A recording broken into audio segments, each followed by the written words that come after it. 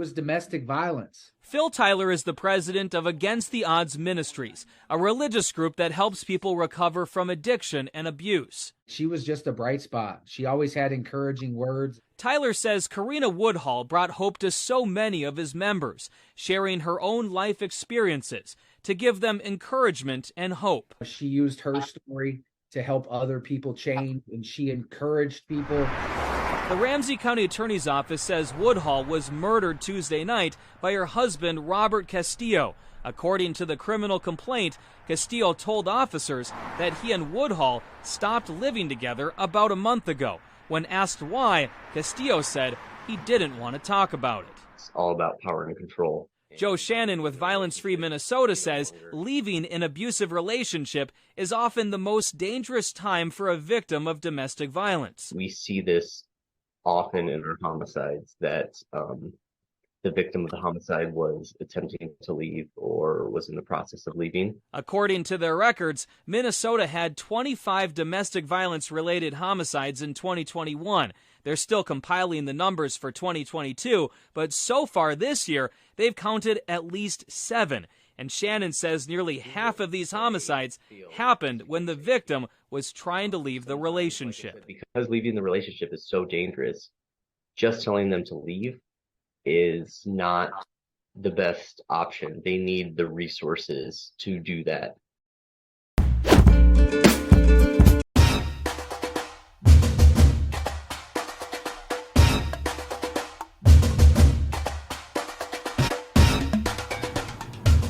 How do you try to capture the warmth of a people through their food?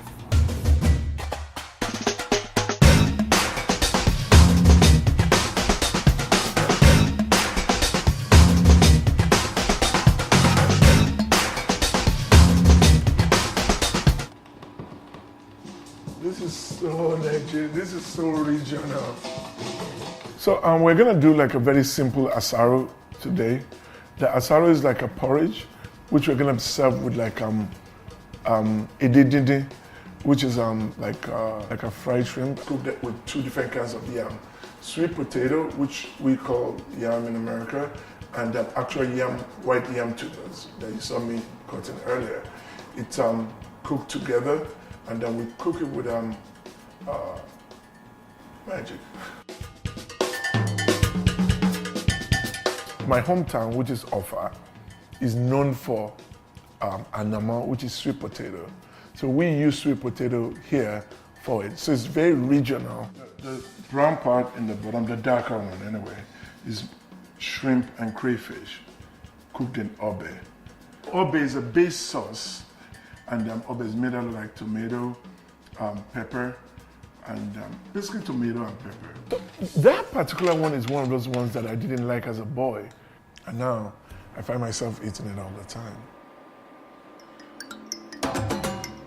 And then we're gonna have pounded yam, which is yam that is like made into like a paste. But when I spent the summer with my grandmother, I had to cook every afternoon because it was part of what I did, like in her house. I always feel like I never left my grandparents' house that summer. And we're serving it with smoked fish and efo, which is spinach, and egusi. Egusi is fermented melon seeds, which we cook in fermented locust beans and palm oil.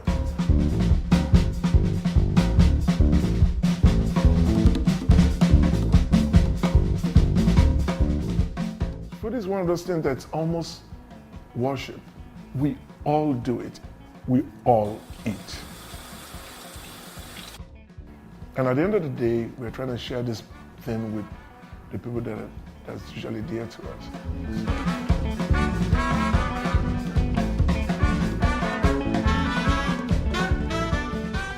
Now we cook with a pepper called rodo, R-O-D-O. Rodo can be spicy. You feel the heat and it goes away. And like I said earlier, we're having goat milk pepper soup.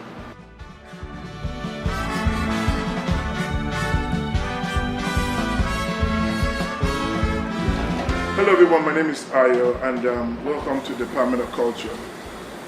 I think tonight over the next 4 courses, we're going to be having food from Nigeria, mostly influenced by the north central part of Nigeria because it's the most beautiful part of the world. That's it.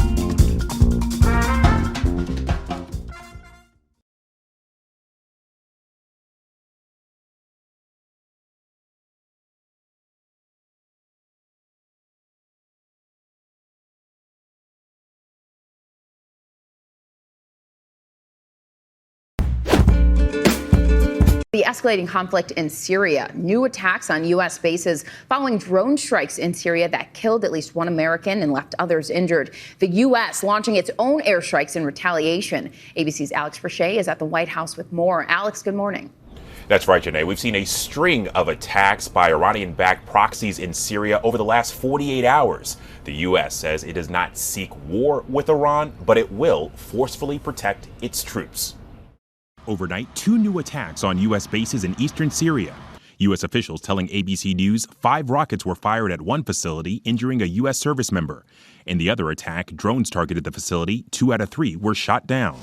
These latest incidents make 4 attacks on U.S. forces in Syria in just 36 hours, at least one of them deadly. The U.S. hitting back using F-15s to destroy 2 Iranian-backed facilities housing drones and vehicles in Syria. Make no mistake, the United States does not emphasize seek conflict with Iran, but be prepared for us to act forcefully, protect our people.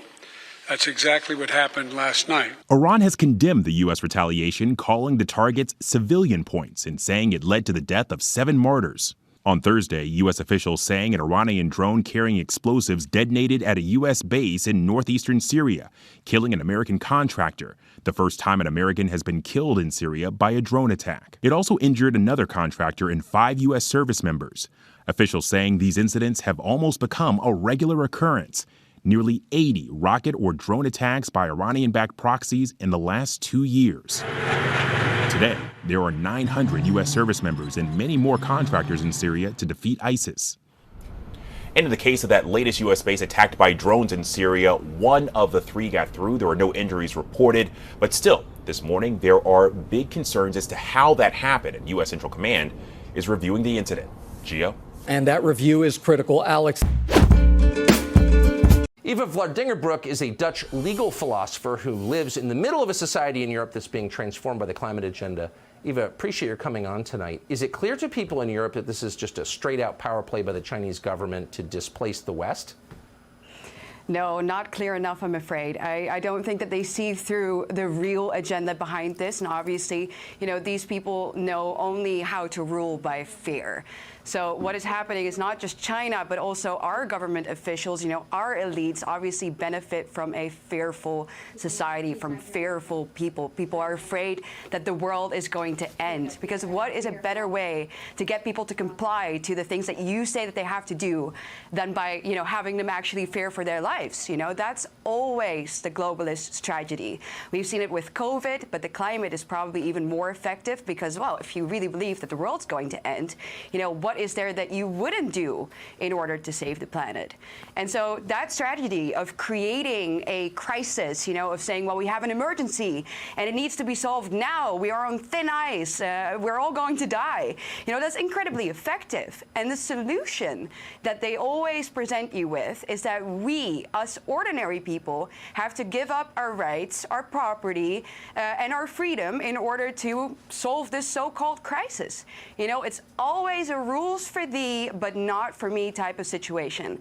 That is why we are the only ones that will end up not eating meat, not flying anymore, not being allowed to drive our cars. But for them, nothing ever changes. I just got to wonder how the people who are pushing this, and I think some of them are doing it in good faith. I think they're really afraid the end of the world is coming and they blame themselves. But how do they explain China building 2 new coal plants a week? Why is that cool in a world in which carbon dioxide is considered poison? Right. Well, you can't explain it, right? So that shows you that there is a different agenda behind this. You know, you can't argue with these people rationally, really. And the fact that you can't, you know, the fact that, for example, in the Netherlands, you know, you've all seen what happens to, or what is happening to our Dutch farmers. We are such a tiny little country, yet our government says that we are the biggest nitrogen polluter in the world, and that all of our farms need to be gone by 2030 to solve this so-called crisis, you know. And Germany, for example, is not even subjected to those rules. So all of this is completely arbitrary. So we need to think past the lies that they are trying to sell us. You know, we need to wake up to the real agenda behind this, and that is, well, I'm sad to say it, but very simple one. It's always about money, and it's always about power. When they tell you to get rid of your farms, I think that's a red flag. I don't think I'm paranoid. I think that's fair. Eva Dinkelbrooke, great to see you tonight. Thank you. Thank you, Tucker. Subscribe to the Fox News YouTube channel to catch our nightly opens, stories that are changing the world and changing your life. From Tucker Carlson tonight.